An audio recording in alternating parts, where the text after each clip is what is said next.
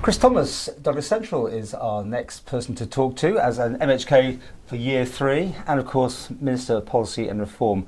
So many things. We don't actually talk to you as much as we should do. I do appreciate that you're kind of busy working all the time. But I always say yes whenever you ask, Paul. I know, so it's my fault actually. Not at all. Let's look back on the last year though, can we? Because there was a lot of things we talked about in last year's programme about what you should have achieved this year. I'm not quite sure we've quite got there yet, but how's it gone, first of all, the last 12 months for you? I think for the government it's gone pretty well, and I try my best to do my duty to the constituents as well as to Tynwald, House of Keys, the people beyond that. So I'm trying as hard as I can, but politics, Paul, is about always taking on hills, and sometimes for us, this last government, this last 3 years, we've not only had to take on hills, we've had to take on mountains, and we've had to run up them quickly. So I do think the public should begin to appreciate the mountains we've overcome through the challenges that we've had to address. Well, we keep touching on that, and we can do it right now about the positivity feel, and we definitely, you were upset really that it wasn't percolating through. Has anything happened better in the last 12 months? Well, I think so. I think this year, coming up, people will begin to see the results of all of the work that we've done over the last year. So, at the first Tynwald this year, we got approved a rates modernisation proposal, which is a key had that part. Going for a long time, haven't Exactly that. So for 12 months before, for 2 years before, even for 5 years before, it's been a campaign to get rates improved, and now we're doing it cheaply, fairly, and as part of a wider programme for Smart Service Framework. You asked me about what we've done in the last year. We've also prepared the ground for a massive programme of social policy legislation, and I chair the Social Policy Committee to do with the Equality Act, to do with Safeguarding Act, to do with all sorts of things in health, and so many other aspects. And poverty is there as well. So a fundamental plank of this government's approach is to make things better for everybody by getting better jobs and making sure that people who can't work feel the benefits of those who have better jobs. And we do that by tackling prices, which we've done through things like gas regulation and looking at water rates and all the other components of pricing, but also in terms of just basically making sure that there's a buzz about the island and we begin to turn things round. Because this government started during a recession. The last government left us in recession. 15-16 we had a small recession. We've turned that round. It's not good for everybody as yet. It's not as good as it's going to be, but there are good signs that things are coming back. So in terms of achievements over the last 12 months, stabilising the economy and beginning to turn it round, stabilising public finances and beginning to make things better. You do these every quarter, these survey things. We used to talk to you about it. That seems to have disappeared unless I've missed the press conferences. Oh, okay. I mean, because it wasn't good. I mean, are you no, we haven't telling everyone, stop telling people what's going on? No. We do a social attitude survey once a year, and we're just about to publish the last one, so we'll be talking again about that if you want.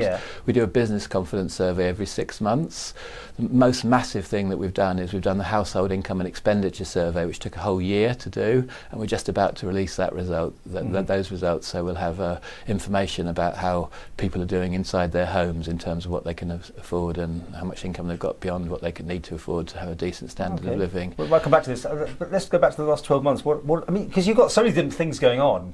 You are a minister of any particular thing. You've got the whole lot coming into you, haven't you? That's the sort of way it works. So if I could perhaps do it in terms of my job roles, one of the things I do is I chair the legislation committee, and we've prepared the ground for 35 bills now and rising this 12 months, and a lot more behind that for the last year of this current government. And those bills address fundamental things like education, like the new health and care service, like domestic abuse, sexual offences, and that's been quite a coordination job. Moving on, I chair the Social Policy Committee, and I get so frustrated when I hear people say that this government doesn't have a social policy, a domestic social policy, because we patently do. We've been tackling the incomes of people. Didn't Laurie Hooper say you didn't? Laurie Hooper said we didn't today, and that's sort of frustrating. They were recording this in House of Keys. Yeah. That frustrated you? That frustrates me. In terms of climate change and environmental policies, we've got a major plastics action plan, and we've got an important approach to climate change, and I chair the Environment and Infrastructure Committee of Council of Ministers. So I don't want to say anything belongs to me, yours truly. I like to think I'm a team player. I think I am a team player, and my job is to coordinate things so that government comes forward and Tynwald comes forward with better law, better policies. Are you better swamped? I mean, you must be putting a lot of hours in. Yeah, I think last year, or perhaps it was the year before, I did talk to you about the idea of work-life balance, and I did have a relatively bad winter last winter, but I do feel as if I've lost a little bit of weight and I'm looking positive in my home. What bad? Like you were ill, or No, just as you say, it's a question of being swamped. It's just a question of not quite coping as much as you say. Because let's go back to it. Politics is about an uphill struggle all of the time, and some politicians have relatively flat sections of uphill, and that's been the case for the last 20 years or so in the Isle of Man. This government has had the mountains to climb, and we've had lots of mountains to climb quickly. We've had to run uphill quite hard. We've had to do that in terms of tax challenges. We've had to do that in terms of beneficial ownership challenges. We've had to do that in terms of the economy not working for everybody. We've had to do that in terms of a massive backlog of social policy, and I do hope the Manx public says, yeah, they have tackled some difficult things and they're doing all right now. You're very honest with your answers. I mean, to hear that you say something like that, not many people would. Does that make you vulnerable, though? Of course it does. Of course it does. Any politician is always vulnerable. People like, there are anti-politicians out there who keep going, on about the bad things that might make people go into politics. I think most people go in for the right reasons, and I certainly have done. I'm passionate about my orange and purple manifesto. I set myself 14 priorities. Sorry, just got to show, because I was impressed that you brought it along again. This must be, there's a front cover. I mean, this is your Bible thing. It's my Bible. You set these yourselves goals, and again, nobody else is coming along with their manifestos. So and in here I had 14 priorities. I set them, most of them, 7 years ago at the beginning of my 7-year campaign. Along the way I've started campaigns with myself for Equality Act, for better provision for disability, for better gas regulation, and I think beginning to show that we've fulfilled those promises. And my whole programme was called Isle of Man 2020. 2020 is next year, and I hope to be able to prove that we've demonstrated delivery of those. Where are we up to? How many I think about 13. Really? And you've still got another 2 years to go? I'm not saying all those 13 are completely, but the 14th one is the one I'm most worried about, because that's about local government reform, and that's about Douglas Council stepping up to the mark. That one. Because okay, you can see light at the end of the tunnel? I really do think that. I do think that we've raised the standards for local authorities, because money is tight for ratepayers and money is tight for taxpayers, so therefore every pound has got to be funded, got to be used properly, and any pound wasted is a waste for Manx society in general. So we really can't afford any duplication between local authorities and somebody else anymore.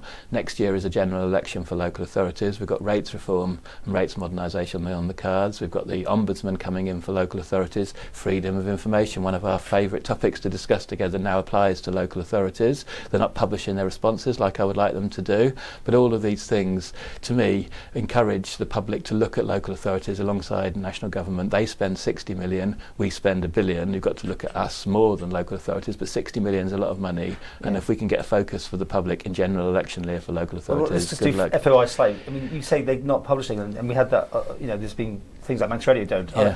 What's the point? If they have a freedom of information and no one can actually see what the answer is to it, what is the point of going through the process? Because somebody will ask the same question next week. I agree. The law doesn't require it, and there are good local authorities that do publish it. Onken District Commissioners publishes all the responses. Yeah, so you're down to the quirks of who's running each each region. Yeah, and I will. It's not a major priority compared to making the incomes in people's back pockets. It just seems like odd that we have a process to get the information, then no one necessarily can find out. You're working on it, are you? That's it. So very quickly, before we finish this section, anything else you highlight from the last 12 months you want to highlight? Just basically, programme for government was dismissed 3 years ago as just being a wish list, but I think it's dawning on people now that it wasn't actually a wish list. It was a well-designed set of laws and budget changes and policies that needed to be done to meet the overall objectives we have of an inclusive and caring society, an island of enterprise and opportunity delivered by a financially responsible government. And I hope that becomes clear to people, because the next election is going to be much more political, because we now have choices to make about what we do next. And so I hope it's not just a personal contest about personality. I really do hope the next election is more based on alternative programmes for government.